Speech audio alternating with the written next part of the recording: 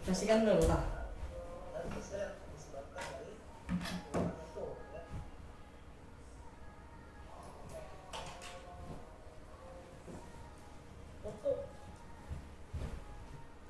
Rasio ulangan molekul ginjal yang berada di antara 0,007 sampai 0,025 buat geser betonnya itu sebesar 1,6 beta G.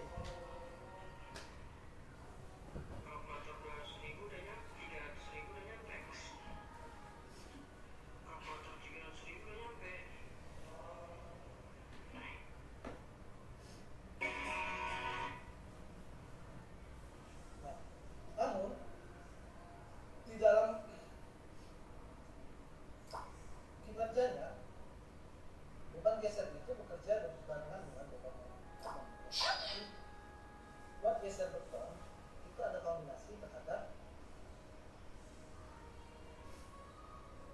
momen dan juga dalam gesernya ya. Geser dalam beton. Jadi ada dua PC itu, PC yang disimplifikasi menggunakan seperti Ja. dan PC Pinjam tusuk-tusuk HP-mu dong. kombinasi dari Kartu. dan itunya. Nah, Selalu simpan. buat geser beton kita dapat. Nah, sekarang bagaimana dengan buat geser ulangan ya? Baik, Buat geser saya lanjutkan ya. itu kita dapat pertama dari ini dulu. Bentar. Kapasitas geser penampang si betonnya. Ngapa pula error ini? Geser penampang beton itu merupakan kombinasi dari PN itu dari PC dan PS ya. PC tadi apa? Ya, selamat datang di perkuliahan minggu ke-7 ya. Ini adalah perkuliahan untuk penyampaian materi ya terakhir di semester ini, karena nanti setelah UTS ya, nanti minggu 8 UTS. Setelah UTS kita akan mengisi hari-hari yang penuh dengan canda tawa, dengan presentasi kelompok ya. Nanti akan saya bacakan aturan mainnya dan akan dibagikan kelompoknya nanti di minggu ke-9 setelah UTS. Begitu masuk nanti saya akan sampaikan apa saja tugasnya dan bagaimana aturan mainnya gitu ya. Nah, namun sebelum itu kita akan masuk minggu ke-7 dulu ya. Minggu ke-7 ini kita akan membahas mengenai community development atau pengembangan masyarakat gitu ya. Jadi dalam penanganan aspek sosial ya, khususnya di tambang itu gitu ya, itu nantinya program-programnya itu tidak terlepas dari pengembangan masyarakat gitu ya. Jadi kemarin saya katakan bahwasanya saya harapkan itu nanti program-program sosial atau program-program aspek sosial di pertambangan itu dia harus keberlanjutan ya. Nah, sehingga salah satu yang perlu diperhatikan adalah bagaimana program tersebut itu dapat memberdayakan dan dapat mengembangkan masyarakat di sekitar gitu ya. Entah itu melalui kerajinan ya, melalui karya seni, melalui produk yang diciptakan atau yang dibuat gitu ya, atau melalui apa gitu ya, melalui melalui hasil dari coba-coba gitu ya, dan lain-lain, yang pasti dia bisa mengembangkan dan memberdayakan gitu ya masyarakat gitu ya di sekitar. Tentu saja harus diperhatikan juga kalau memang dia produk ya bagaimana bahan bakunya, apakah tersedia di situ gitu ya. Kalau misalnya dia hasil karya seni, pemasaran hasil karya seni, apakah produk bahan baku untuk membuat karya seni tersebut tersedia di situ. Nah, itu harus disesuaikan juga dengan wilayah di sekitarnya gitu ya, di tempat tersebut gitu ya. Nah, sebelum kita masuk lebih jauh, kita mengenal dulu apa yang namanya masyarakat gitu ya. Masyarakat itu sebenarnya definisi banyak ya, ada beberapa ahli atau pakar gitu yang mendefinisikan masyarakat ya. Ada yang mendefinisikan masyarakat sebagai orang-orang yang tinggal di wilayah yang ditentukan secara geografis dan memiliki ikatan sosial dan psikologis satu sama lain dengan tempat tinggal mereka gitu ya. Ada juga yang menyatakan bahwasanya masyarakat itu adalah sekelompok orang yang hidup berdekatan satu sama lain dan dipersatukan oleh kepentingan bersama dan saling membantu. Itu yang namanya masyarakat. Jadi kalau misalnya kalian tinggal di satu wilayah, kemudian kalian merasa tidak ada ikatan, kemudian tidak ada kepentingan bersama dan tidak saling membantu, berarti kalian itu nggak dianggap sebagai masyarakat gitu ya. Nggak dianggap sebagai masyarakat di wilayah tersebut gitu ya, dikucilkan gitu ya. Nah jadi kalau menurut definisi ini ya masyarakat itu yang dia berdekatan satu sama lain dan dipersatukan oleh kepentingan bersama. Nah, jadi kalau kalian di kampungnya itu nggak merasa bersatu, kalian nggak merasa bersatu dengan yang lain, kemudian nggak ada kepentingan bersama dengan yang lain, tidak saling membantu dengan yang lain, maka kalian itu bukan masyarakat di wilayah tersebut gitu ya. Makanya bergaul gitu ya.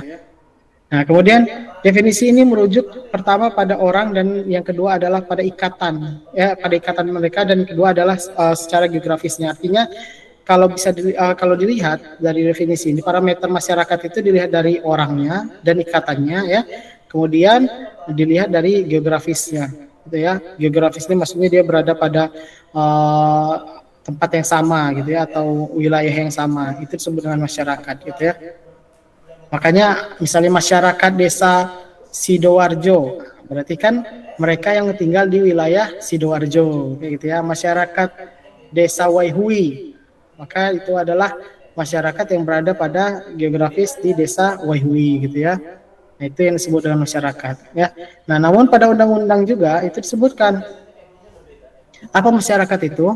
Masyarakat adalah seluruh pihak baik warga negara maupun penduduk sebagai orang-orang perseorangan, kelompok maupun badan hukum yang berkedudukan sebagai penerima manfaat pelayanan publik, baik secara langsung maupun tidak langsung. Itu disebut masyarakat. Ini terkait dengan pelayanan publik ya, karena dia masuk dalam undang-undang pelayanan publik.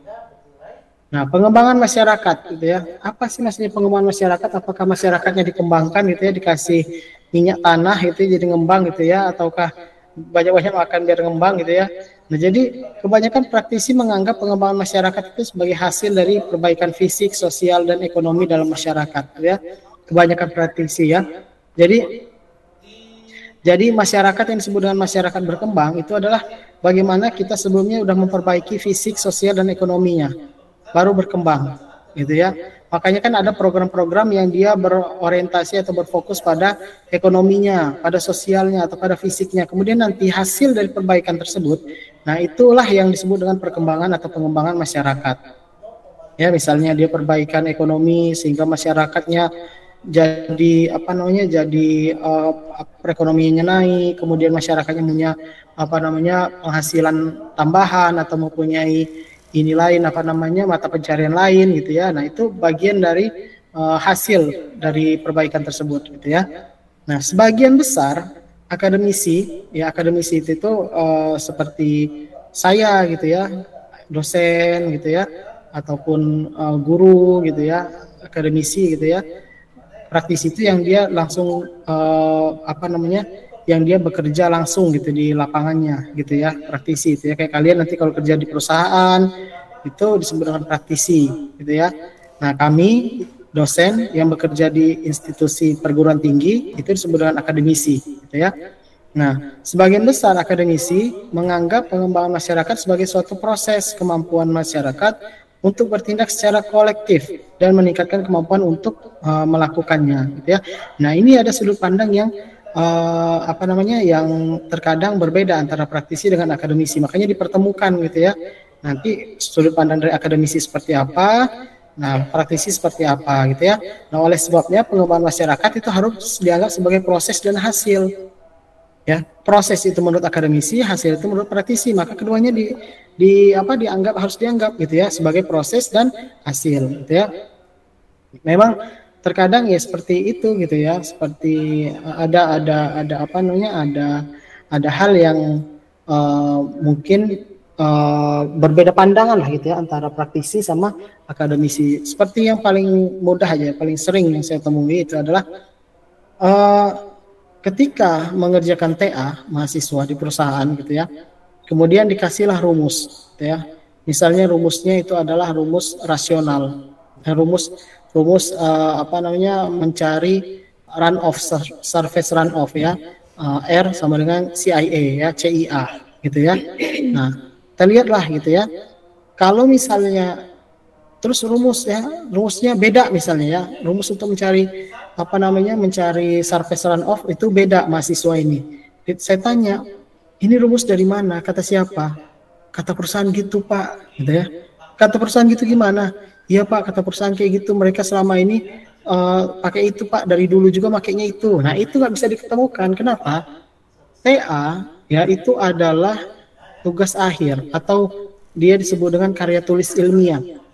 Ya, artinya apapun yang kalian bicarakan di situ itu harus ilmiah, ya harus ilmiah. Kalau misalnya ada rumus itu bisa berupa referensi ya dari ahli ataupun dari hasil dari eksperimen ataupun hasil dari penelitian orang lain ataupun kalian sendiri yang sudah mengujinya, gitu ya.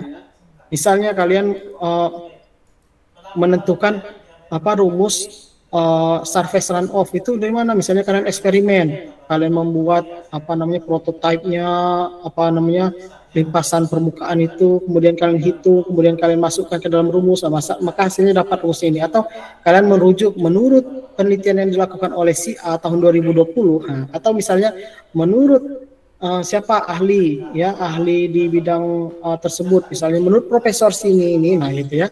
Nah itu seperti itu, gitu ya. Nah, jadi kalau misalnya dikatakan memang dari dulu pakainya ini Pak gitu, perusahaan juga pakai ini Pak gitu ya, pada rumusnya misalnya beda gitu ya. Nah itu perlu dipertanyakan kalau masuk ke TA ya. Nah kalau di perusahaan mungkin itu lumrah-lumrah saja gitu ya, lumrah saja gitu ya, karena memang mungkin mereka sebagai praktisi makainya itu gitu ya. Nah tapi ketika masuk ke dalam ranah karya tulis ilmiah itu harus berdasar kata siapa. Nggak bisa kalau misalnya kalian nanti ditanya pengujian gitu, atau misalnya di laporan tugas akhir kalian lah misalnya, rumus yang digunakan adalah rumus-rumus ini dalam kurung perusahaannya apa misalnya ya, misalnya PTBA 2020 gitu ya. Nah dasarnya PTBA ini menetapkan rumus itu dari mana gitu ya, harus ilmiah gitu kalau masuk ke ranah TA. Tapi kalau misalnya nanti masuk ke ranah praktik di lapangan, nah itu bisa beda cerita lagi gitu ya. Bisa beda cerita lagi, bisa jadi mereka menggunakan referensi, bisa jadi berdasarkan pengalaman selama ini gitu. Apakah mereka salah Pak? Ya belum tentu juga. Apakah mereka benar Pak? Belum tentu juga, gitu ya. Mungkin kalau kalian menelitinya lebih lanjut gitu ya, nah kalian bisa membuktikan apakah mereka benar atau kurang tepat gitu ya. Nah seperti apa gitu ya. Nah jadi seperti itu. Makanya sama seperti pengembangan masyarakat ini ada sudut pandang berbeda antara praktisi dengan akademisi gitu ya. Kalau praktisi itu menganggap itu sebagai hasil, ya. Kalau akademisi menganggapnya itu sebagai suatu proses pengembangan masyarakat itu ya. Nah, maka ditemukanlah ya pengembangan masyarakat itu harus dianggap sebagai proses dan hasil, gitu ya. Nah, dikatakan sebuah proses itu apa? Ya, mengembangkan dan meningkatkan kemampuan untuk bertindak secara kolektif. Itu yang disebut dengan proses menurut akademisi ya. Di mana pengembangan masyarakat ini dia mengembangkan, kemudian dia meningkatkan kemampuan untuk bertindak secara kolektif. Nah, lalu dari sudut pandang hasil, apa dari sudut pandang hasil? Ya, jadi hasil itu mengambil tindakan kolektif dan hasil dari tindakan itu untuk perbaikan di dalam masyarakat tersebut, gitu ya. Di setiap atau semua bidang, baik fisik, lingkungan, ya, budaya, sosial, ekonomi, dan politik, gitu ya.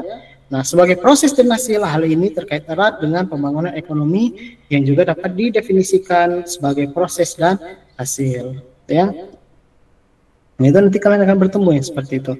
Di ketika kalian belajar di kuliahan apa gitu ya, ketika belajar di ketika kalian bekerja nanti apa, atau sebaliknya ketika kalian magang TA ataupun KP nanti apa gitu ya, kok kayak gini gitu ya, ini nggak diajarin gitu waktu di kelas misalnya seperti itu ya, contohnya seperti itu. Mungkin ada perbedaan itu gitu ya, sudut pandang itu, di mana kalau kita lebih ke ilmiah gitu ya, jadi kita harus ngomong itu berdasarkan eksperimen dan segala macam, atau menetapkan itu berdasarkan eksperimen, berdasarkan penelitian atau referensi gitu ya.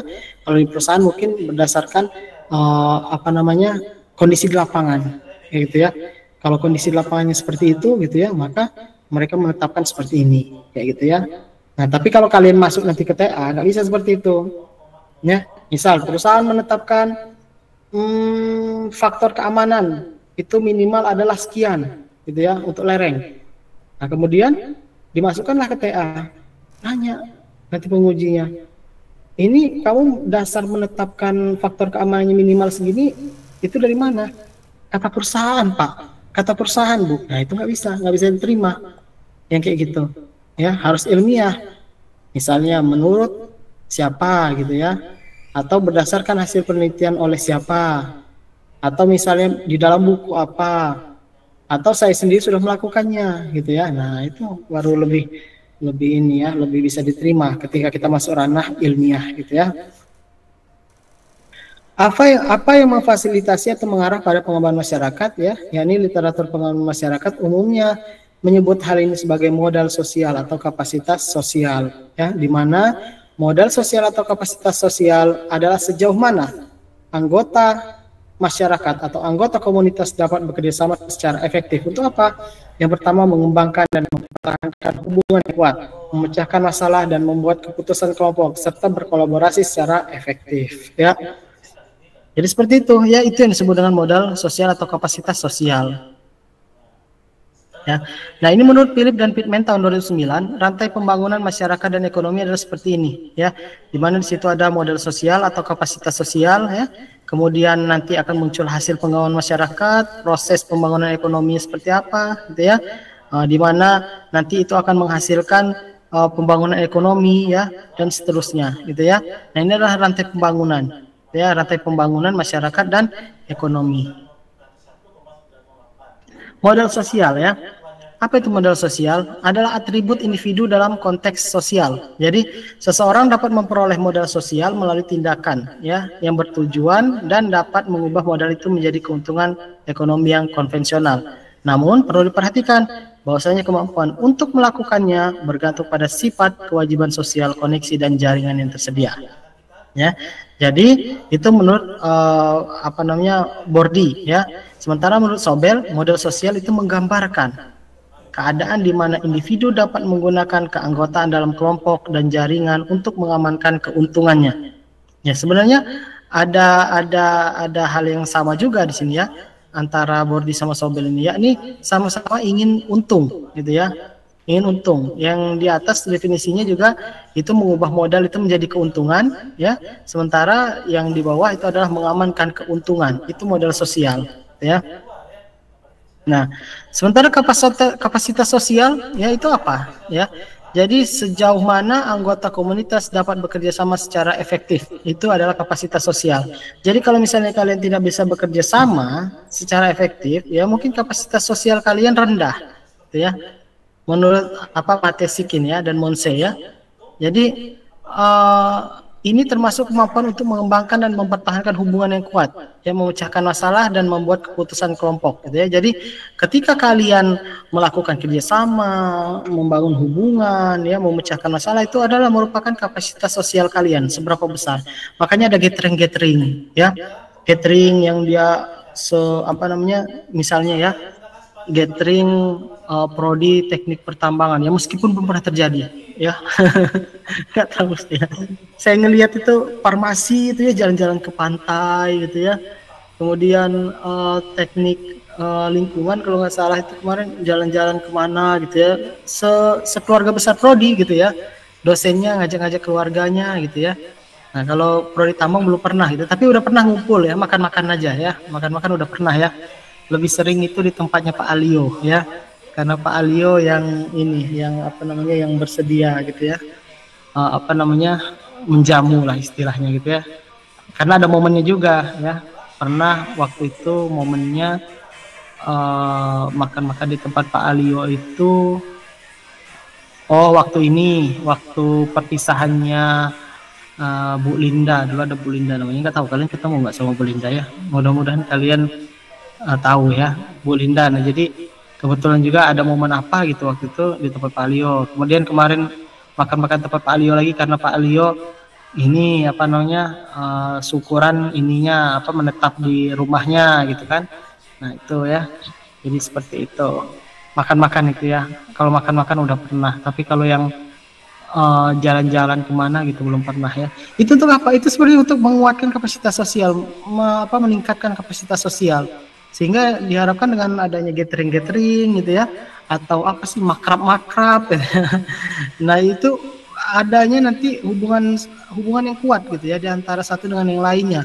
Kemudian mampu bekerja sama dengan kuat gitu ya, mampu bekerja sama dengan efektif dalam menyelesaikan permasalahan-permasalahan yang ada di lingkungannya gitu ya. Ya misalnya makrab HMTA ya berarti kan bekerja sama untuk memecahkan masalah di HMTA gitu ya, atau memajukan HMTA gitu ya. Atau misalnya makrab apa gitu ya, malam keakraban ya, atau apalah bahasa kalian ya. Ya pokoknya intinya lah seperti itu ya, jalan-jalan untuk memperkuat tali silaturahmi gitu ya. Kemudian istilah kapasitas sosial masyarakat berlaku secara holistik untuk seluruh masyarakat. Ini adalah atribut komunitas, bukan anggota tertentu gitu ya. Jadi kapasitas sosial masyarakat ini itu melekat pada komunitas atau masyarakat gitu ya, bukan anggota tertentu. Jika orang yang tinggal dalam wilayah geografis yang sama, tidak mengenal satu sama lain, dan memiliki sedikit kontak satu sama lain, kemungkinannya kecil mereka dapat berkumpul untuk menentukan tujuan, ya, atau menanggapi masalah komunitas secara produktif satu suara. Nah, kapasitas sosial mereka rendah. Nah, ya. Jadi introspeksi diri ya buat kalian ya, yang ngendep aja di rumah gitu ya, apalagi yang biasanya ya, tapi nggak seluruh, saya nggak mengeneralisir, tapi biasanya lah gitulah ya, bukan semuanya tapi biasanya yang merantau nih ya, begitu pulang kampung kerjaannya ngendep aja di rumah ya, nyampe orang-orang nggak tahu gitu ya kalau bapak ini tuh punya anak gitu ya, namanya sini gitu ya, nyampe orang-orang nggak tahu gitu ya. Kalau saya dulu ya, sedikit bercerita pengalaman saya. Kalau saya dulu malah, kalau saya pulang kampung itu saya gantiin orang tua saya ronda ya. Ya jadi waktu saya masih S1 di Bandung, kalau pulang kampung liburan semester itu saya gantiin orang tua saya ronda, karena kan di tempat kami itu masih ada ronda gitu ya, masih ada ronda. Sementara sebenarnya orang tua saya ini nggak kuat begadang lah gitu ya, nggak kuat begadang. Akhirnya kalau saya pulang kampung ya saya gantiin gitu ya, paling orang tua saya datang. Nah inilah bagusnya ayah saya ya, jadi ayah saya itu tetap datang gitu ya, datang tapi paling nyampe jam 9 gitu ya. Jadi abis isya sampai jam 9 ke pos ronda itu ngobrol-ngobrol gitu ya, sambil ya bersosialisasi, nyampe jam 9, nyampe jam setengah 10 udahnya pulang gitu ya, gantian dengan saya gitu ya. Jadi saya disuruh tidur dulu sama ayah saya ya, habis sholat isya itu udah makan gitu ya, udah sholat isya disuruh ayah saya tidur dulu dong, nanti jam-jam 9, jam setengah 10 atau jam 10 nanti dibangunin gantian. Udah ayah saya dulu yang berangkat ya, udah jam 9 setengah 10 itu pulang, terus bangunin saya, gantian saya yang ronda sampai subuh gitu ya, dan sampai subuh gitu ya. Jadi itu ada jadwalnya, itu seminggu 2 kali kebagian ya, seminggu itu 2 kali kebagian untuk rondanya gitu ya. Nah, jadi itu merupakan bagian dari bagaimana kita memperkuat atau meningkatkan kapasitas sosial ya di masyarakat. Jadi orang tahu gitu, meskipun kita itu merantau ya, artinya 4 bulan 5 bulan itu nggak kelihatan batang hidungnya, tapi sekali pulang kita nampak gitu ya, kelihatan gitu. Jadi orang tahu, oh apa namanya, bapak ini punya anak gitu ya, yang kuliahnya di Bandung gitu ya, kemudian apa namanya di jurusan ini atau prodi ini kayak gitu ya. Jadi orang tahu gitu ya, orang kenal sama kita gitu. Sampai sekarang pun ya kalau saya pulang itu masih ini ya, masih kenal, karena ya gitu. Pernah juga, bukan pernah, selalu ya. Jadi kan liburan itu kan apa namanya 17 Agustus itu selalu di rumah. Kalau saya ya 17 Agustusan itu selalu di rumah liburannya waktu masih S1 itu ya. Nah jadi ketika 17-an ya saya ngikut gitu ya sama pemuda di sana, sama orang apa yang sebaya dengan saya atau yang lebih tua atau lebih muda dari saya, ikut ikut memeriahkan 17-an dengan apa, dengan jadi panitia gitu ya, dengan jadi bukan mentang-mentang karena saya lebih sering di luar sekalinya pulang itu kayak orang nggak kenal gitu ya, enggak ya, jadi ngikut aja, gabung aja ya. Awalnya memang apalagi ya yang apa namanya yang junior lah gitu ya, yang di bawah kita kan yang baru ngeliat gitu ya, ini siapa gitu, tapi jujur aja gitu ya, toh masih ada yang kenal sama kita gitu ya, akhirnya barulah kenalan gitu ya. Kemudian yang ikut berbaur jadi panitia ya, jadi itu apa namanya ngebuat apa bendera-benderaan gitu ya dan lain-lain. Itu setiap Agustus seperti itu saya Nah, akhirnya meskipun kita di sana nggak lama gitu ya, tapi orang masih ingat kita ya. Jadi begitu pulang ditanya gitu ya, udah pulang katanya, kapan pulang, nah gitu kan, kapan ini, sampai kapan liburan, kayak gitu kan. Jadi orang kenal sama kita. Kalau orang nggak kenal kan sama kita kan, kita mau ada di situ mau nggak ada di situ, kita mau pulang nggak pulang, orang nggak peduli gitu ya, orang nggak peduli. Nah itu ya, kalau kayak gitu kapasitas sosialnya rendah gitu ya. Makanya kalau misalnya kalian tinggal di satu wilayah nggak kenal satu sama lain, nggak pula berkontak, ada berkontak ini dalam artian ngobrol gitu ya, atau misalnya bertegur sapa atau sekedar basa-basi gitu ya. Nah maka itu kapasitas sosial kalian rendah gitu ya. Sebaliknya, jika orang-orang tinggal dalam wilayah geografis yang sama, saling mengenal satu sama lain, berbagi banyak ikatan sosial dan merasakan komitmen terhadap tempat tinggal mereka, maka kapasitas sosial mereka tinggi, gitu ya. Nih ya. Bahkan kalau misalnya ada tetangganya, nih ya. Ini cerita ini ya, cerita benar. Ada tetangganya, tetangga sebelahnya, gitu ya. Misalnya ngejemur pakaian, tetangganya ini lagi keluar. Tiba-tiba hujan, tetangga sebelahnya langsung ngangkatin terus langsung dipinggirin ke teras rumahnya tetangganya yang lagi keluarin. Nah itu kapasitas sosialnya tinggi itu ya, kayak gitu ya. Atau misalnya tetangganya ini lagi pulang kampung, gitu ya, nggak perlu diminta, gitu ya, nggak perlu diminta, apalagi diminta, gitu ya, diminta misalnya minta tolong ya liatin rumah, gitu ya, apalagi nggak diminta, gitu ya, misalnya nggak diminta pun diliatin rumahnya, gitu ya, itu kapasitas sosialnya tinggi ya. Jadi karena tahu rumah tetangganya itu kosong ya diliatin terus, gitu ya. Jadi kalau ada orang yang mampir, gitu ya, celingak-celinguk, kenapa, gitu, cari siapa, gitu ya, oh enggak, itu kan cari ini, misalnya orangnya lagi nggak ada, itu terus diliatin, gitu ya. Bahkan saya pernah tuh ya, jadi lagi pulang kampung ya, saya pulang kampung ya ke Tanggamus, asalnya ibu saya waktu itu.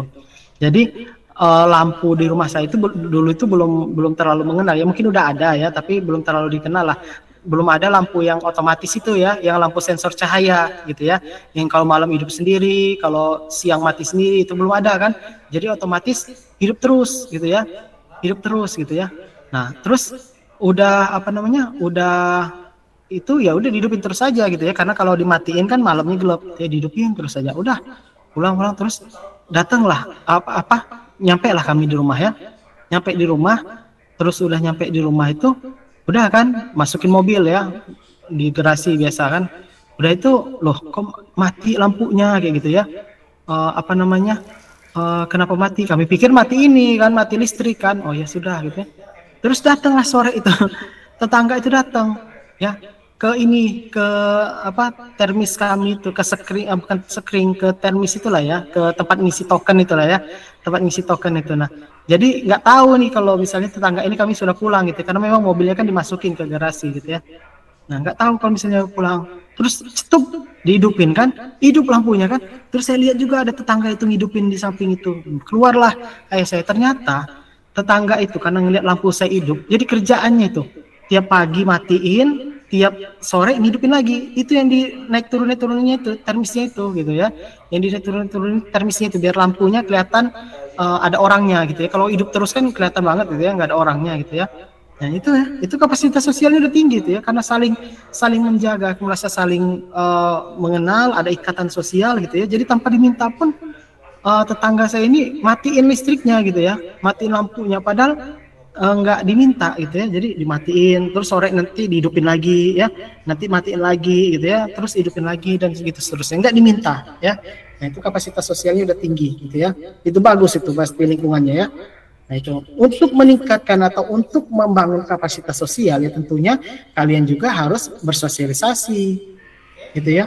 Nggak bisa kalian diem aja terus ujuk-ujuk masyarakat mau langsung deket aja gitu, enggak ya. Ada mungkin yang masyarakatnya meskipun kalian nggak bersosialisasi diajak gitu ya, tapi kalau kalian tetap aja gitu-gitu aja ya sudah gitu ya, masyarakat juga nggak ngajak-ngajak lagi kayak gitu ya. Jadi seperti itu. Siapa yang mempraktikkan pembangunan masyarakat dan ekonomi? Jadi semua warga negara yang tertarik untuk memajukan komunitas atau masyarakat ya sekitarnya, mereka harus menganggap diri mereka sebagai praktisi pembangunan masyarakat dan ekonomi. Ya artinya mereka menganggap bahwasanya mereka itu bekerja di masyarakat untuk membangun masyarakat dan membangun perekonomian masyarakat, ya. Agar berhasil dan berkelanjutan, maka rencana pembangunan masyarakat dan ekonomi harus didasarkan pada masukan dari semua kelompok sosial ekonomi. Ya, jadinya kita harus mendengar nih, ya, mendengar pendapat-pendapat dari siapa. Nah, ini posisinya di sini sebagai seorang pemimpin harus kuat, gitu ya. Gak usah sebagai seorang pemimpin lah, sebagai seorang sebagai seorang yang leader atau memimpin dalam suatu komunitas, itu harus kuat di sini ya, ininya instingnya ya.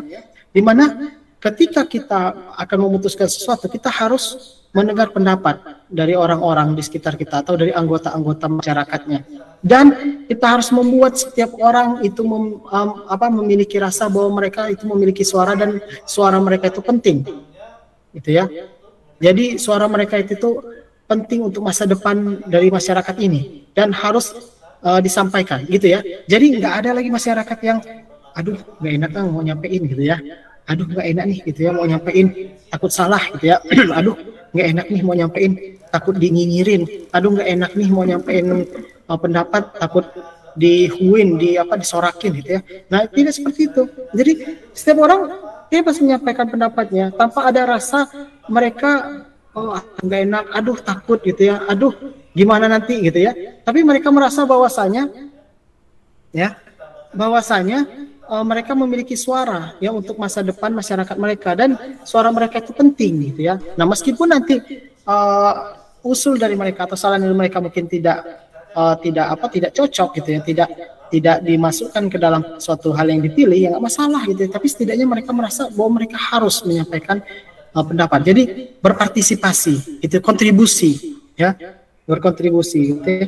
Nah, itu juga harus dibangun. Makanya kalau misalnya ada orang menyampaikan pendapat, ya jangan dinyinyirin, gitu ya. Ya meskipun nanti pendapatnya mungkin agak lucu, gitu ya, atau nggak nyambung, ya udah biar aja, gitu ya, nggak apa-apa, gitu ya. Memang menyampaikan pendapat itu hak kok, negara demokrasi ya. Jadi nggak apa-apa, gitu. Daripada nanti kalian nyinyirin, kalian ketawain, kalian sorakin, kedepannya dia mau menyampaikan pendapat akan sulit. Bisa jadi dia nanti kedepannya malah mau menyampaikan pendapat itu benar-benar penting itu pendapatnya. Nah, itu ya. Itu cara membangun bagaimana hubungan sosial gitu di masyarakat. Nah, implementasi program pembangunan masyarakat dan ekonomi yang sukses membutuhkan keterlibatan dan tindakan kolektif dari semua warga masyarakat ya. Nah, kenapa harus belajar seperti ini?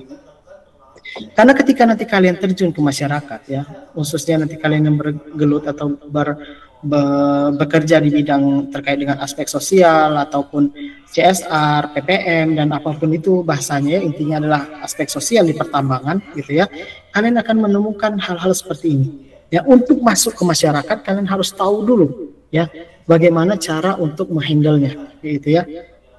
Nggak bisa kalau kalian misalnya kalian ke sana terus kalian duduk sama masyarakat menyampaikan pendapat, kalian langsung udah nggak bisa gitu ya, udah nggak mau gitu ya.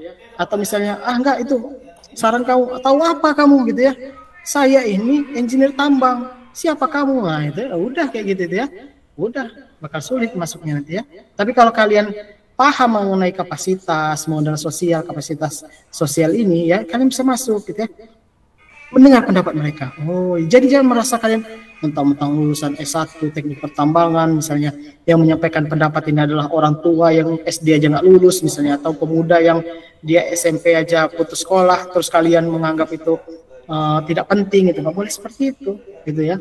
Harus didengarkan gitu ya, karena kalian nanti akan masuk gitu ya ke ranah sosial itu. Ketika nanti kapasitas sosial antara kalian dengan masyarakat atau antara perusahaan dan masyarakat itu kuat, nah percayalah sama saya, terkait aspek sosial itu bisa diselesaikan dengan baik-baik ya, bahkan mungkin mereka tidak minta apa-apa gitu ya. Prinsip praktik pengembangan masyarakat ya, ini ada prinsip-prinsip praktik pengembangan masyarakat, ada self help dan self responsibility ya, jadi pertolongan diri dan pertanggungjawaban diri ya, diperlukan untuk pengembangan yang sukses. Partisipasi dalam pengambilan keputusan publik itu harus terbuka ya, transparan ya, dan bebas. Representasi yang luas dan peningkatan luasnya perspektif ya. Metode yang menghasilkan informasi yang akurat ya, biasanya dia menggunakan analisis SWOT ya. analisis SWOT ya, atau juga bisa menggunakan apa sih yang kayak tulang ikan itu, diagram tulang ikan itu, fishbone ya, fishbone gitu ya. Untuk apa? Yaitu untuk apa namanya, untuk memperoleh ya, mengidentifikasi isu-isu kritis ya, kemudian apa namanya, permasalahan sumbernya apa gitu ya. Bisa pakai SWOT ya, bisa pakai apa namanya, fishbone gitu ya. Ini biasanya dipakai ketika kalian ini terkait dengan sosial, kemudian ketika kalian mengidentifikasi apa, safety ya, safety, job safety gitu ya, keselamatan pekerjaan gitu ya, analisis keselamatan JSA gitu ya, itu bisa pakai SWOT juga gitu ya. Strength, weakness, opportunity, dan threat ya. Nah, kemudian pemahaman dan kesepakatan umum ya, merupakan dasar bagi perubahan masyarakat. Selanjutnya ada semua individu memiliki hak untuk didengar. Ini saya bilang tadi ya. Ya, jadi jangan kalian nyinyirin gitu ya. Makanya itu saya nggak suka sekali kalau misalnya orang sebenci apapun gitu ya. Coba jangan dicampurkan, sebenci apapun kalian dengan orang yang akan menyampaikan pendapat gitu ya. Jangan pernah kalian apa menganggap remeh pendapatnya atau nyinyirin pendapatnya gitu ya. Yaitu hak itu ya, menyampaikan pendapat itu ya. Jadi semua memiliki hak ya untuk didengar pendapatnya gitu ya, dalam sebuah diskusi, dalam sebuah musyawarah kayak gitu ya. Jadi jangan dinyinyirin gitu ya. Kalian nggak tahu nanti dampak kedepannya seperti apa. Bisa jadi malah dia nggak mau nyampein pendapat lagi gitu ya. Jadi didengarkan saja gitu ya. Apalagi kalau nanti kalian sebagai seorang pemimpin gitu ya, kalian sebagai apa, sebagai seorang leader ya, baik di lingkungan kerja kalian ataupun di organisasi ataupun dimanapun gitu ya. Nah, harus gitu ya, ada prinsip itu. Nah, tapi perlu dengarkan juga, buat kalian yang menyampaikan pendapat, sampaikanlah dengan baik gitu ya. Sampaikanlah dengan baik, bukan dengan cara apa namanya, apa ya, yang tidak beretika, dengan kata-kata yang kurang bagus ya, dengan petantang-petenteng ya. Sampaikan juga dengan baik gitu ya, apa saran kalian, apa pendapat kalian ya. Jangan menyampaikan apa namanya pendapat gitu ya sambil ngacungin pistol di atas. Jangan ya, kalau kayak gitu ya orang nggak mau dengar juga, mendingan pergi gitu ya, nah, gitu ya. Jadi kalau pengen kalian juga menyampaikan pendapat, kalau pengen didengar ya sampaikanlah dengan baik gitu ya. Pahami juga posisi kalian ya, kalian sebagai apa gitu ya. Misalnya kalian sebagai sebagai staf di perusahaan tambang, kemudian kalian dalam suatu rapat ya, kalian ikut rapat dengan pimpinan gitu ya, kemudian kalian menyampaikan pendapat ya, pahami posisi kalian gitu ya. Kalian juga harus menyampaikan dengan baik gitu ya. Jangan sambil nunjuk-nunjuk kayak gitu ya ke pimpinan juga gitu ya, itu nggak sopan ya. Sambil nunjuk-nunjuk gitu ya, sambil dengan bahasa yang kurang baik kayak gitu ya. Nah, itu jangan juga, dipahami posisinya gitu, sebagai apa kalian, di mana kalian gitu ya. Kalau kalian menyampaikan dengan baik ya, nah itu nggak mungkin juga orang nggak dengerin gitu ya. Nah, semua warga negara dapat berpartisipasi dalam menciptakan kembali komunitas mereka gitu ya, dengan hak partisipatif datang tanggung jawab untuk menghormati orang lain dan pandangan mereka. Nah, ini terkait dengan penyampaian pendapat tadi ya, dihormati ya. Ketidaksepakatan perlu difokuskan pada masalah solusi, bukan kepribadian. Nah ini ya, karena nggak suka sama si A, pokoknya nggak setuju ya, gitu ya.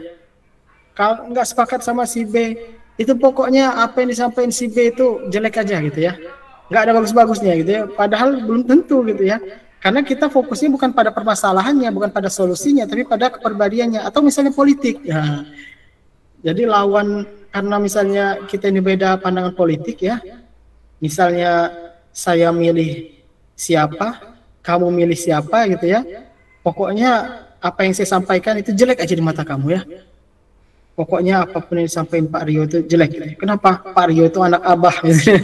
Seperti itu ya, misalnya seperti itu. Atau kalian gitu ya, pokoknya yang disampaikan sama si A ini jelek aja. Kenapa? Dia temannya si pupu papa gitu ya. Nah itu jadi jangan seperti itu ya, tapi fokuslah pada permasalahan dan solusinya gitu ya. Kepercayaan sangat penting untuk hubungan kerja yang efektif dan harus dikembangkan dalam komunitas sebelum mencapai potensi penuhnya, gitu ya. Ini harus dipahami, gitu ya, ketika kalian akan masuk ke masyarakat.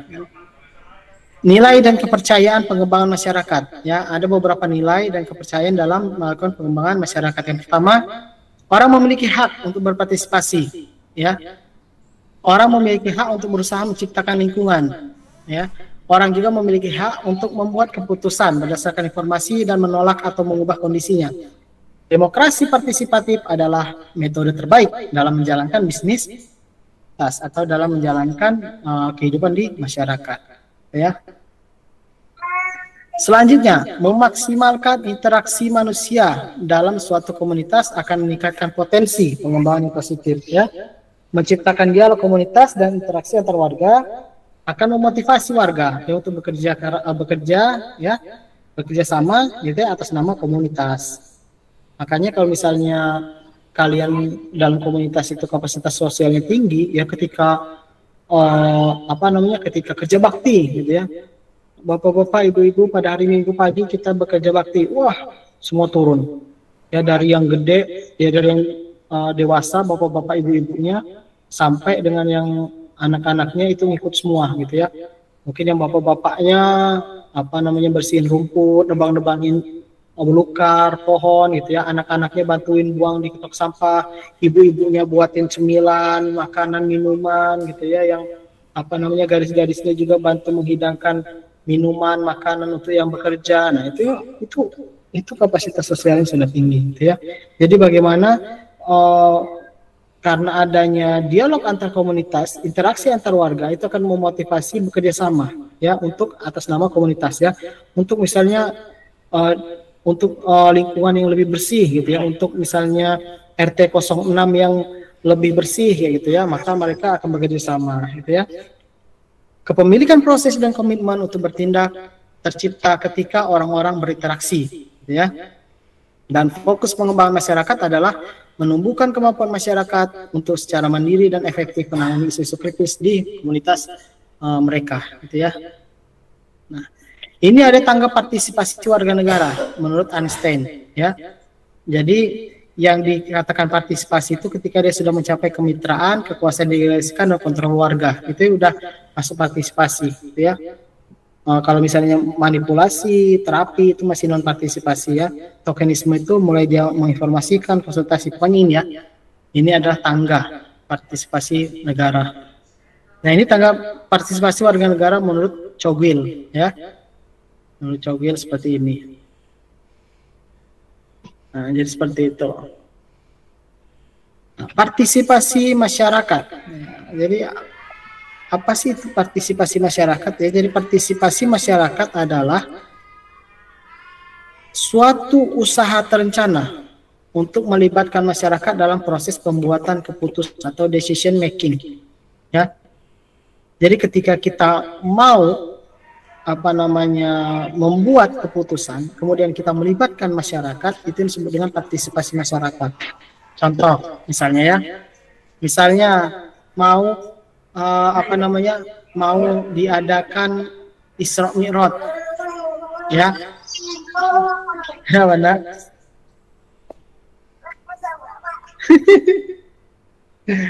Ya, jadi misalnya mau mengadakan Isra Mi'raj ya. Nah, kemudian diskusilah dengan masyarakat. Kita kumpul misalnya kan musyawarah. Mau diadakan nggak Isra Mi'raj di RT kita? Kalau mau diadakan di mana? Kapan gitu ya? Kapan? Di mana? Ya waktunya kapan? Terus masalah biayanya gimana nih? Apakah nanti iuran warga, masyarakat, atau mencari sponsor gitu ya, atau misalnya ada yang mau jadi donatur gitu ya. Nah, itu seperti apa? Nah, itu ketika akan membuat keputusan atau decision making tadi ya, maka dia melibatkan masyarakat, itu disebut dengan partisipasi masyarakat. Pak, tapi Pak, saya setiap ada musyawarah atau ada pengambilan keputusan untuk suatu hal atau kegiatan, kok saya nggak pernah dilibatkan ya Pak? Padahal itu acaranya misalnya acara pemuda-pemudi gitu ya, Karang Taruna gitu ya. Kok saya nggak dilibatkan? Nah, itu introspeksi diri ya. Kalian aktif nggak di Karang Taruna itu, atau aktif nggak di lingkungan masyarakat itu, di pemuda-pemudi itu ya? Kalau kalian aktif atau kalian minimal ya nggak usah aktif lah, minimal nggak hilang-hilang banget lah gitu ya. Pasti nanti kalian diingat, oh iya panggil si A gitu ya, panggil si A gitu. Kita mau ada rembukan, mau ini acara Risma gitu ya, remaja Islam Masjid misalnya ya, panggil si A gitu ya. Nah dilibatkan gitu ya. Nah itu karena misalnya di introspeksi juga, apakah kalian di masyarakat selama ini sudah memiliki kapasitas yang baik gitu ya, kapasitas sosial yang baik ya, modal sosial yang baik, atau memang kalian kapasitas sosialnya rendah gitu ya, sehingga kalian ketika ada suatu rembukan, musyawarah itu tidak dipanggil gitu ya. Nah, partisipasi adalah redistribusi kekuasaan atau power dan keuangan atau authority ya. Nah, partisipasi masyarakat dapat dianggap sebagai suatu instrumen pemberdayaan gitu ya. Nah, termasuk pengurusan AMDAL gitu, itu kan pelibatan masyarakat, itu partisipasi masyarakat gitu ya. Bukan pelibatan masyarakat, bukan partisipasi ya. Jadi kalau partisipasi mengambil keputusan. Nah, kalau misalnya kita melibatkan masyarakat, kemudian masuk ke dalam komisi penilai AMDAL, ya, nah itu baru partisipasi masyarakat gitu ya, karena nanti kan dia juga akan memutuskan apakah AMDAL tersebut layak lingkungan ya, putusan kelaikan lingkungan atau tidak layak lingkungan gitu ya, misalnya contohnya seperti itu. Nah itu adalah partisipasi masyarakat itu ya. Oke, sampai di sini ada yang ditanyakan? Tidak ada ya. Baik, kalau tidak ada kita lanjutkan sedikit lagi ya. Kayaknya ada deh ini ya materinya.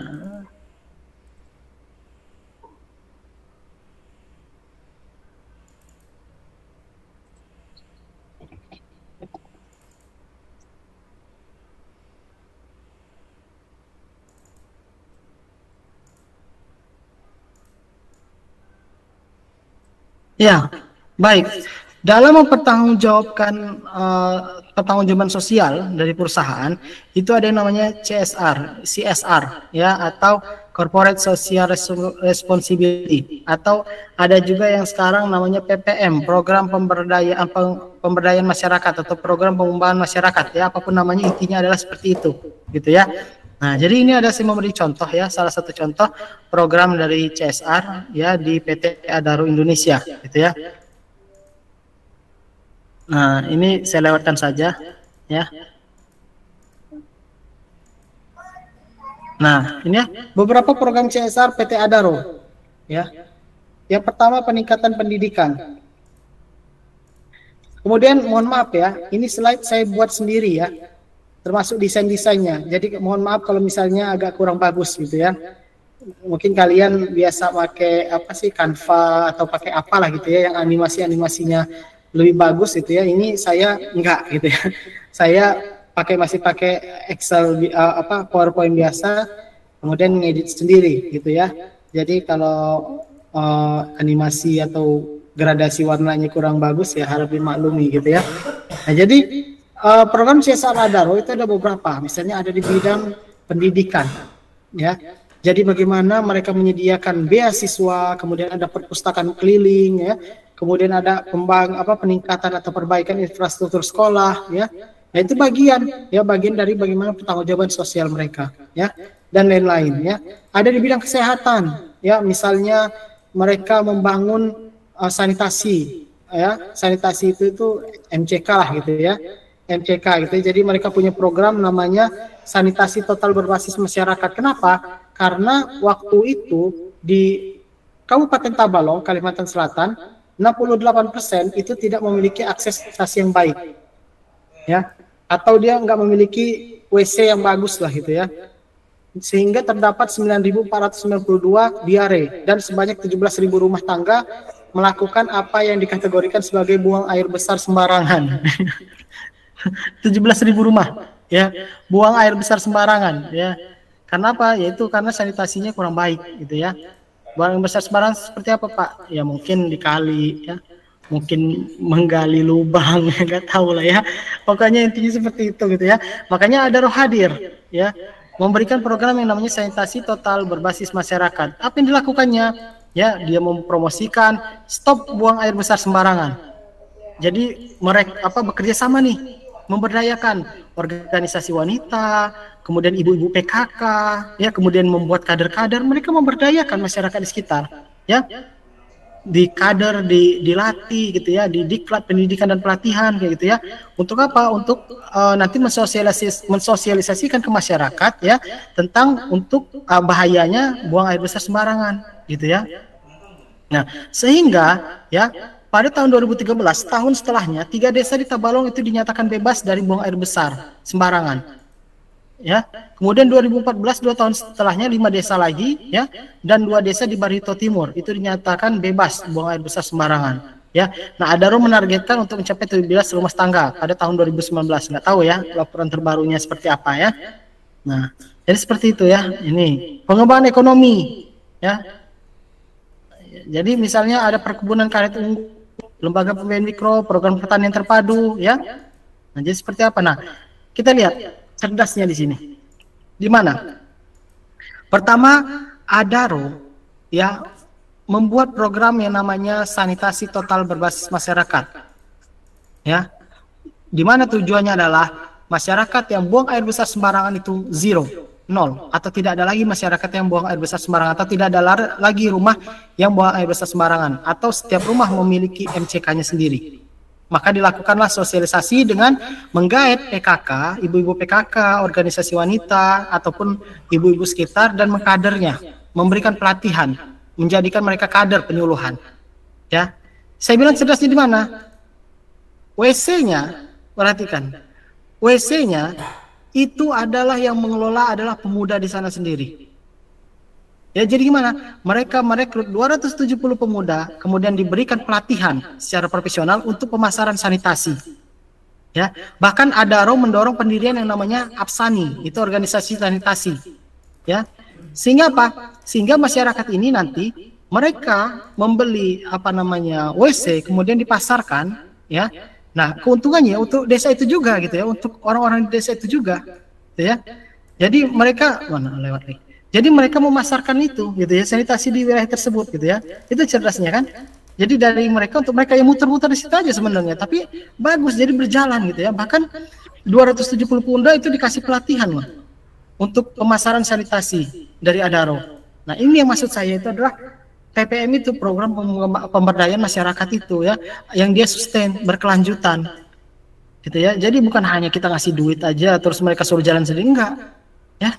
Tapi ini dikasih pelatihan. Ini kan artinya ketika nanti Adaro tidak di sana lagi, atau ketika Adaro nanti sudah pergi dari sana karena memang mungkin sudah main closure atau memang sudah nggak ada lagi yang tambang, ini masih tetap akan berjalan. Ya, masih akan tetap berjalan gitu ya.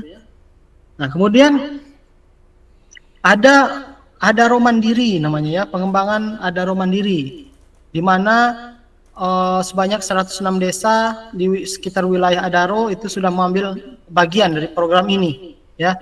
Kemudian perusahaan juga membudidayakan ikan nila di kolam yang terletak di bekas area tambang. Nah, jadi ada suatu area tambang yang kemudian sengaja diisi, dijadikanlah lek ya, danau ya, kemudian diisi nila ya. Setelah diisi nila ya, kemudian dibudidaya. Budidayanya oleh siapa? Oleh masyarakat. Penjualannya oleh masyarakat. Keuntungannya untuk masyarakat. Itu ya. Itu jadi maunya kayak gitu. Kenapa saya ngambil Adaro? Ya, karena Adaro ini merupakan salah satu perusahaan yang menurut saya program di CSR-nya atau PPM itu bagus banget. Ya, makanya saya ambil contoh di Adaro. Ini waktu itu masih tahun 2015 kalau nggak salah. Sekarang mungkin sudah lebih baik ya. Ini aja udah baik menurut saya, dan masih banyak lagi ya, masih banyak lainnya. Nah, ada tanggung jawab lingkungan ya, kemudian ada sosial budaya ya, di mana salah satu contohnya Adaro itu membangun namanya Tabalong Islamic Center ya. Tabalong Islamic Center ini merupakan nanti pusat ya, pusat dari kegiatan keagamaan ya, kemudian kegiatan budaya Islam, pusatnya di sini ya, dibangun sama Adaro. Kemudian jadi pusat wisata juga. Kan nanti kan kalau jadi pusat wisata orang kan ramai yang berkunjung. Kemudian orang-orang di sana nanti kan mungkin ada yang buka warung untuk jual cangcimen gitu ya. Ada yang buka mungkin untuk jual kopi. jual souvenir-souvenir, itu kan berjalan itu ya, perekonomian masyarakatnya berjalan gitu ya. Jadi nggak cuman berhenti di situ aja gitu ya. Terus mengadakan yang namanya Tabalong Ethnic Festival ya. Jadi diselenggarakan setiap tahunnya ya, di mana di situ dia menampilkan kekayaan budaya Tabalong ya, ya kayak Lampung Fair lah ya. Kayak Lampung Fair lah, tapi ini diadakan oleh Adaro ya. Nah, terus ada tarian, ada makanan, kostum daerah, warisan budaya dan seterusnya ya. Nah, ini ringkasannya ya. Nah, beberapa prestasi Adaro di bidang CSR. Tahun 2017, Platinum.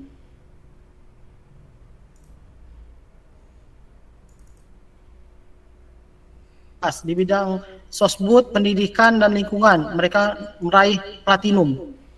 Ya. Ya. Kemudian ada meraih Gold di bidang kesehatan dan ekonomi. Ya, di bidang di Silver, mereka di lingkungan, bidang Bina Desa Kinarum, ya. Kemudian ada ini secara internasional, Best Community Program Award Bronze, ya, melalui program sanitasi total berbasis masyarakat tadi, ya. Kemudian 2015 ya, boleh lihat sendirilah ya. Ya, berapa prestasinya. Terima kasih, ya. Itu ya beberapa ringkasan yang mengenai program CSR Adaro gitu ya. Jadi nanti kalau kalian mau menganalisis itu ya, menganalisis ini secara lengkap, secara terperinci gitu ya. Bidangnya bidang apa saja, permasalahannya apa, kemudian solusi yang kalian tawarkan itu apa gitu ya. Misalnya di bidang pendidikan, ternyata sekolahnya itu bangunannya tidak layak gitu ya, tidak layak tempat gitu ya, karena sewaktu-waktu bisa roboh, bisa ambruk gitu ya, karena udah nggak layak lah gitu ya. Nah, kemudian solusinya apa kalian tawarkan? Misalnya pembangunan kembali ya, pembangunan kembali gedung sekolah tersebut gitu ya. Itu sih gitu ya. Karena selama gedung sekolah itu kalian perbaiki terus, selama itu bagus, itu akan terus dipakai oleh orang sana untuk mendidik generasi-generasi penerus ya. Itu kan panjang itu investasinya ya. Nah, jadi seperti itu ya, secara terperinci gitu ya, kalau kalian mau menganalisis permasalahan sosial dan solusi dari permasalahan sosial di suatu wilayah gitu ya. Oke, sampai di sini ada yang ditanyakan? Ya, Yohanes. Izin bertanya Pak, kan di tempat saya TA itu kan ada perusahaan batubara Pak. Nah, jadi itu sumber daya batubaranya itu di atasnya itu desa Pak, kayak desa kecil gitu. Jadi saya tuh pernah dengar dari perusahaan tempat saya TA tuh, jadi mereka bangun rusun sama ngasih bulanannya 100 juta Pak. Itu jatuhnya itu CSR atau gimana ya Pak? Karena kebetulan desanya itu tepat di bawahnya itu batubara. Jadi itu termasuk CSR atau enggak? Oke. Bagus ya pertanyaannya. Terima kasih. Ya, itu sebenarnya masuk dalam CSR. Ya. Nah, tapi yang seperti itu yang pribadi ya, saya pribadi ya. Tapi mungkin pernah sudut pandang berbeda. Tapi itu justru yang seperti itu secara pribadi saya kurang suka. Ya, yang hanya ngasih uang. Gitu ya. Ngasih uang 100 juta per bulan misalnya ya, untuk sekian kepala keluarga. Oke lah, mereka bagian dari CSR-nya membangun rusun. Itu kan merelokasi gitu ya. Merelokasi atau memindahkan gitu ya masyarakat tersebut ya, dari suatu desa tersebut ke tempat yang baru yang mana sudah dipersiapkan. Kenapa? Karena desa tersebut itu mau dijadikan tambang gitu istilahnya kan. Kemudian mereka ganti rugi misalnya. Oke. Nah, namun untuk yang 100 juta per bulan ini itu saya kurang cocok. Ya, saya lebih cocok 100 juta per bulan ini itu dialihkan untuk program yang dia berkelanjutan. Kalau saya secara pribadi ya, dia yang berkelanjutan. Banyak hal ya. Apakah nanti mereka diajak berkolaborasi misalnya untuk untuk diberikan pelatihan misalnya terkait dengan kerajinan, nanti pemasaran, kemudian diberikan baru nanti setelah pelatihan diberikan modal, atau mereka nanti diberikan pelatihan untuk misalnya di sana itu terkenal dengan kacang metenya misalnya ya, kacamatanya misalnya terkenal, maka gimana caranya kita dengan bahan kacamata itu kita membuat suatu produk, yang produk itu kita bisa pasarkan tidak hanya ke desa tersebut tapi nyampe keluar desa, bahkan keluar dari provinsi misalnya ya. Nah kemudian nanti dibantu pemasarannya, diberikan modal awalnya, nah kemudian nanti akan berlanjut sendiri. Nah lebih baik seperti itu gitu ya, kalau saya lebih cocok seperti itu gitu ya. Kenapa? Itu berkelanjutan. Ya, sekarang gini, ngasih 100 juta per bulan, tambang itu nanti tutup, tambang batu baranya sudah selesai, kemudian tambang itu pergi, bagaimana nasib mereka dengan 100 juta per bulan tadi? Ya kalau mereka menabung gitu ya, mungkin bisa digunakan untuk modal apalah gitu ya. Tapi kalau misalnya mereka selama ini 100 juta itu cukup untuk mereka untuk sebulan untuk makan, untuk macam gitu ya, nah nanti tambang itu pergi, selesai. Tidak ada berkelanjutan. Bagaimana sih mereka? Nah itu ya maksud saya, makanya maunya sustain ya, berkelanjutan. Makanya ada kuliah ini gitu ya. Biar kalian nanti ke depannya kalau merencanakan CSR, merencanakan PPM itu pikirkan bagaimana itu memperdayakan masyarakat ya, mengembangkan masyarakat dan dia berkelanjutan, sustain gitu ya. Tidak hanya berhenti saat itu saja ketika misalnya tambang pergi. Tapi kalau pertanyaan Yohanes, apakah itu bagian dari CSR? Iya, itu bagian dari CSR. Cuman bentuk CSR-nya ya memang seperti itu gitu ya. Cuman kalau saya pribadi kurang cocok bentuknya seperti itu. Jadi seperti itu Yohanes. Baik Pak, terima kasih Pak. Ya, sama-sama. Baik, ada lagi pertanyaan? Tidak ada ya? Baik, kalau tidak ada, nanti minggu depan kalian UTS-nya itu offline ya, atau luring ya. Jadi nanti ada pengawasnya, ya, ada pengawasnya, kemudian ada lembar soalnya, ada buletan-buletannya ya, pilihan ganda ya, tenang. Saya tidak akan mempersulit kalian ya, saya akan mempermudah kalian ya. Dengan apa? Dengan saya memberikan soal pilihan ganda, bukan uraian ya. Namun tidak ada kemudahan yang gratis ya. Maka dengan adanya kemudahan pilihan ganda, soalnya saya buat 50 soal gitu ya. Sehingga yaitu tidak ada kemudahan yang gratis gitu ya. Nah, baik. Kalau tidak ada yang ingin ditanyakan lagi, mungkin kita cukupkan sampai sekian pertemuan kita pada hari ini ya. Terima kasih atas perhatian dan kehadirannya. Oh ya Yohanes, saya hari ini lagi kurang enak badan ya, jadi belum ke kantor untuk ini, untuk apa namanya, Baik. untuk bimbingan. Baik Pak. Ya, tadi sempat baca WA kamu ya, tapi saya lagi kurang enak badan, jadi belum masuk full di kantor ya. Baik. Terima kasih atas perhatian dan kehadirannya. Sampai bertemu lagi nanti di minggu ke-9 setelah UTS. Saya akhiri. Assalamualaikum warahmatullahi wabarakatuh. Selamat sore. Terima kasih semuanya. Selamat sore Pak. Waalaikumsalam warahmatullahi wabarakatuh. Terima kasih Pak. Terima kasih semuanya.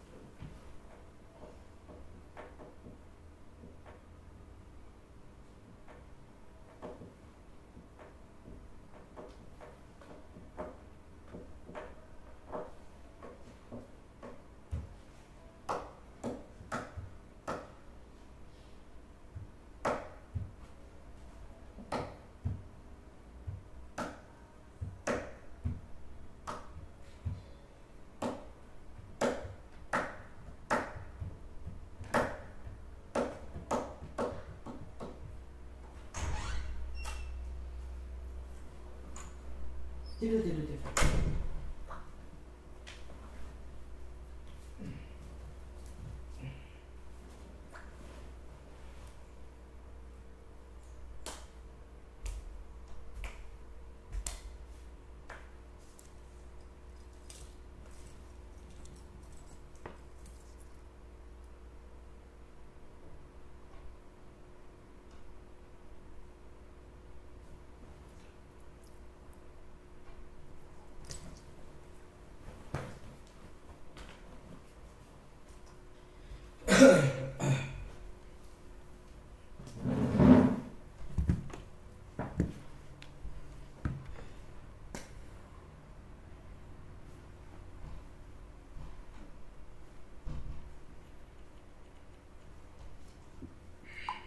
Pertama, Persatuan Mahasiswa Tambang Indonesia pertama Cubaka Mesin Drauge